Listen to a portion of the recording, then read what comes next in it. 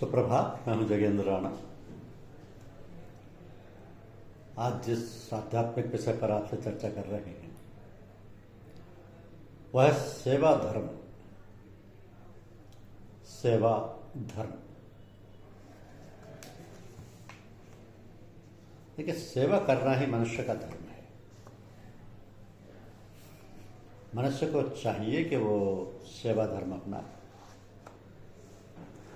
सेवा करने से सेवा करने वाले को सुख मिलता है और जिसकी सेवा की जाती है उसको भी सुख मिलता है। तो ये मनुष्य जीवन बहुत मुश्किल से मिलता है। अगर हमको मिला है तो उसको सफल बनाने के लिए सफल प्रयत्न करना होगा। मनुष्य जीवन की सफलता के लिए क्या करना चाहिए? भगवान से प्रार्थना करनी चाहिए कि हम उसकी याद करते हुए अपने कर्तव्यों का निर्वाह ठीक से करें। सेवक बन के सब लोग उनकी सेवा करें। जिन परिस्थितियों में हैं वह भगवान की दया कृपा से हैं और उन परिस्थितियों में रहकर ही हम भगवान की याद करते हुए जनता जनार्दन की सेवा करें। सेवा करने से बढ़िया और कोई धर्म नहीं। इसलिए कहा गया कि परहित सरस धर्म नहीं भाई, पर पीड़ा सम नहीं अधमाई। The best way to love God is to love his beloved. The best way to love God is to love his beloved. तो हम लोगों का फर्ज है कि हम सेवा करें सब लोगों की। अगर सब लोग सेवा करें तो आनंद ही आनंद। सब लोग सेवा धर्म अपना तो कभी किसी बात की फिर कमी किस बात की रहेगी? सबको आनंद, सबको खुशी। जीवन क्षणभंगुर है। क्षणभंगुर से मतलब है कि इसका पता नहीं कि कब हम खत्म हो जाएं, कब हम मर जाएं, कब दुनिया से चले जाएं। तो अभी से इसी वक्त से हम भगवान से प्रार्थना करें, भगवान से विनती करें, भगवान की याद करें कि हमारा जीवन सफल हो। हम अपनी याद से कभी खाली ना रहें। अपनी दया कृपा हम पर बनाए रखें ताकि हम जनता जनार्दन की सेवा कर सकें। हम लोग तो बहुत कुछ जानते हैं, बहुत कुछ समझते हैं, मगर हमारा जानना और समझना वही लाभदायक है जो हम अपने जीवन में, अपने व्यवहार में उतार सकें, अपने व्यावहारिक जीवन में ला सकें। वही जानना समझना हमारे लिए लाभदायक है। तो परमात्मा की दया पर सब एक समान रहती है। यूँ कहें कि परमात्मा की दया सब पर एक समान रहती है। कोई कम महसूस करता है तो कोई ज़्यादा महसूस करता है। मनुष्य के जैसे विचार होते हैं वैसा ही वो होता है। उसी तरह से उसका चित्त होता है, उसका व्यावहारिक जीवन होता है। तो अपने व्यवहार को शुद्ध और पवित्र बनाने के लिए भगवान की याद करते हुए हम जनता जनार्दन की सेवा करें। सेवा से बढ़कर कोई धर्म नहीं है। तो कहने के लिए बहुत कुछ है, लोग सब कुछ जानते हैं, कोई कहने की जरूरत नहीं। बस यही है कि ईश्वर से प्रार्थना करते रहिए और सेवा करते रहिए। क्योंकि मनुष्य जीवन का लक्ष्य है कि मनुष्यता प्राप्त की जाए। और मनुष्यता के मायने क्या है? अपने आप को जानना मनुष्यता है। अपने आप को जानने का अर्थ है हमारा जो स्वरूप है उसको प्राप्त करना। अब स्वरूप क्या है? मनुष्य ईश्वर का अंश है और ईश्वर सच्चिदानंद स्वरूप है। तो ईश्वर क्या है? ईश्वर सच्चिदानंद स्वरूप है, ज्ञान स्वरूप है, जो भूत भविष्य और वर्तमान में रहता है, जिसके ज्ञान की कोई था नहीं, जो आनंद स्वरूप है, जिसके आनंद की कोई सीमा नहीं है। संसार की कोई भी बात उसके ज्ञान से बाहर नहीं। उसके परम चेतना, चेतन सत्ता से ही संसार में चेतना का प्रसार है। तो ये सच्चिदानंद क्या है? सत्य चित आनंद। सत्य माने शाश्वत, वो सदैव एक रस है। जिसकी सत्ता में कोई परिवर्तन नहीं होता,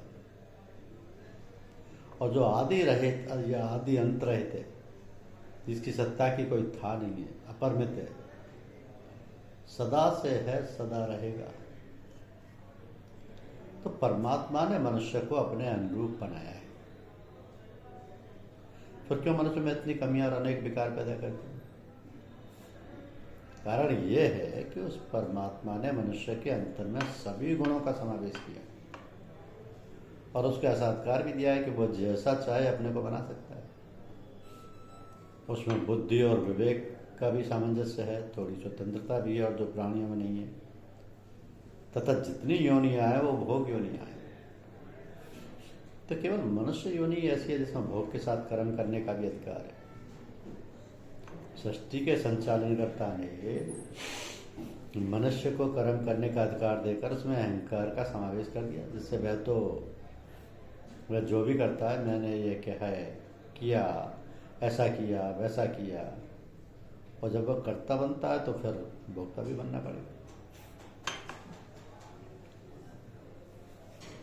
तो अपने अहम के कारण ही मनुष्य के मन में नाना प्रकार की भ्रांतियां पैदा हो जाती हैं और वो भ्रमित हो जाता है, विवेकहीन हो जाता है। तो सच्चा मनुष्य है कौन?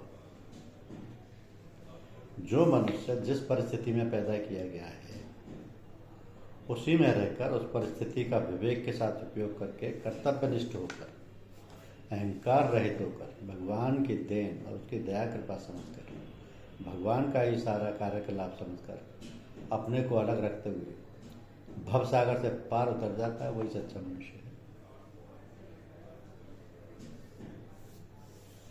क्योंकि चित्त की वृत्तियों के बहुर्मुखी होने का आशय यह है कि मनुष्य के अंदर अनेकों चित्त वृत्तियां हैं और वे सब बहुर्मुखी, अर्थात उनका सारा झुकाव बाहर की ओर, संसार की ओर, विषयों की ओर है और वह उन्हीं के जाल में फंसा हुआ है। तो आत्मस्थ होना है, और आत्मस्थ कैसे हुआ जा सकता है? सीधी सीधी बात तो यह है कि हम अपनी बहुर्मुखी वृत्तियों को अंतर्मुखी कर लें, सारी वृत्तियों को समेटकर अंतर में ले जाएं, क्योंकि अंतर में भगवान का निवास है। भगवान का अंश रूप ही आत्मा है, तो अपने स्वरूप को प्राप्त करना। चित्त की धार को जो बाहर की ओर है उससे अंतर की ओर करना है, इसी को उलट धार कहते हैं। तो धारा को उल्टा तो राधा हो गया। तो धार को उलटकर अंतर में जो आत्मा परमात्मा का अंश है उसमें मिला देना, यही है आत्मस्थ होना। अपने आप को जानना, अपने स्वरूप में स्थित होना, ऐसे सत्संग द्वारा सरलता से प्राप्त किया जा सकता है।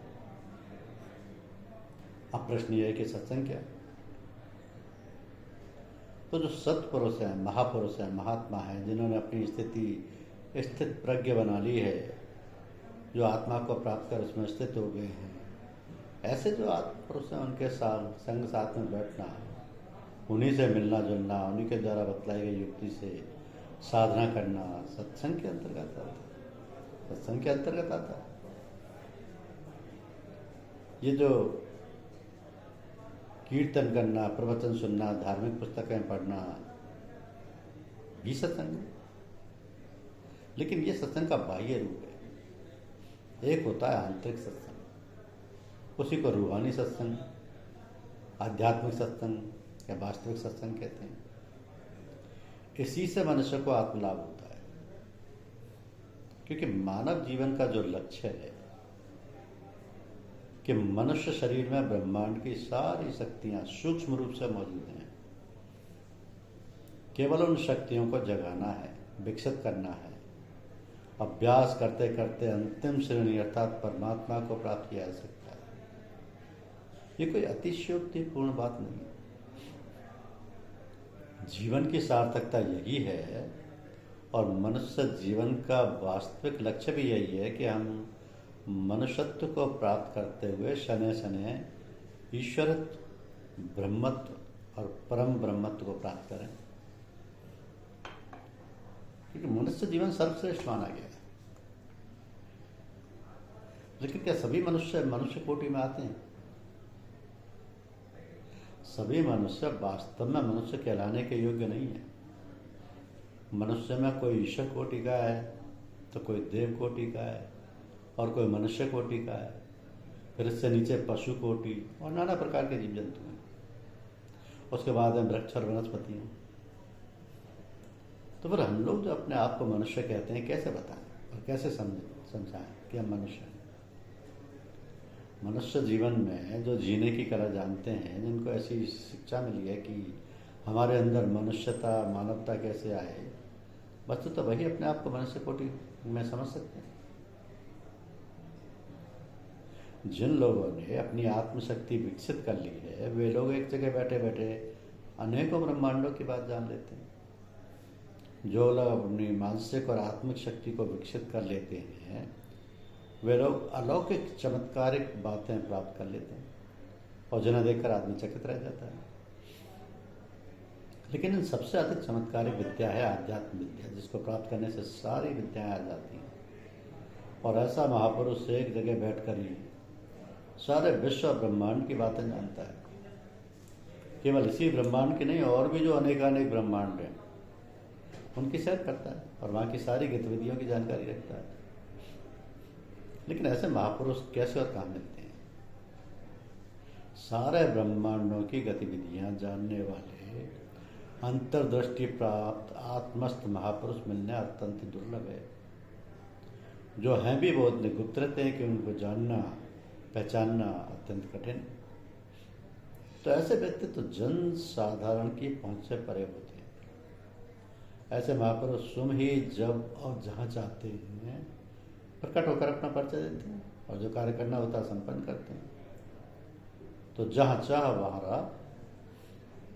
आपके अंदर जिज्ञासा तो हो, ये तो जिज्ञासुओं को स्वयं खोजते फिरते हैं। ऐसे आप्त पुरुषों का लाभ तभी मिलता है जब आप श्रद्धा विश्वास पूर्वक उनके पास जाएं, वहाँ पहुंचकर भक्ति श्रद्धा पूर्वक अपने को उनके चरणों में समर्पित करें और जैसे भी हो पूर्ण विश्वास और लगन के साथ उनके बतलाए हुए मार्ग पर सावधानी पूर्वक चलते रहे। तो मार्ग में तो कांटे फूल पत्थर झंझट झगड़े और तरह तरह के सुख और दुख तो आएंगे ही, उनसे घबराना नहीं चाहिए। उस राह पर धैर्यपूर्वक चलने की आवश्यकता है। अंत में आप मंजिल पर पहुंच जाएंगे। पूजा करने का लक्ष्य भगवत प्राप्ति, ईश्वर प्राप्ति, मुक्ति, मोक्ष या निर्वाण अथवा आत्मदर्शन। तो अपने आप को जानना और पहचानना कि हम कौन है, कहाँ से आए हैं, किस लिए आए हैं, आदि आदि। जो लोग पूजा किसी सांसारिक कार्य के लिए करना चाहते हैं किंतु इस बात को प्रकट नहीं करते हैं कि हमारी मनोकामना है धन, स्त्री, पुत्र, नौकरी या चाकरी या मुकदमा जीतना इत्यादि, ऐसे लोगों को थोड़ी अड़चन पैदा हो जाती है।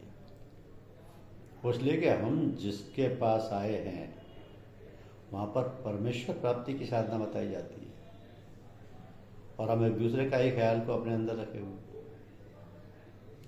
तो फिर वहाँ अंतर्द्वंद पैदा हो जाता है। तो ऐसे अवसर पर या तो वह साधक भाग जाएगा या उलझन में पड़ जाएगा।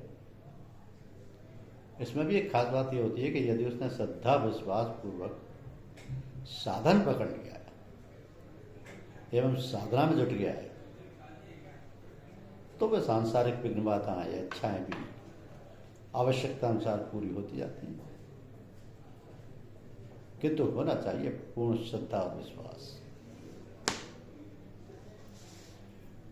तो ये है सेवा धर्म। ओ हरि धन्यवाद।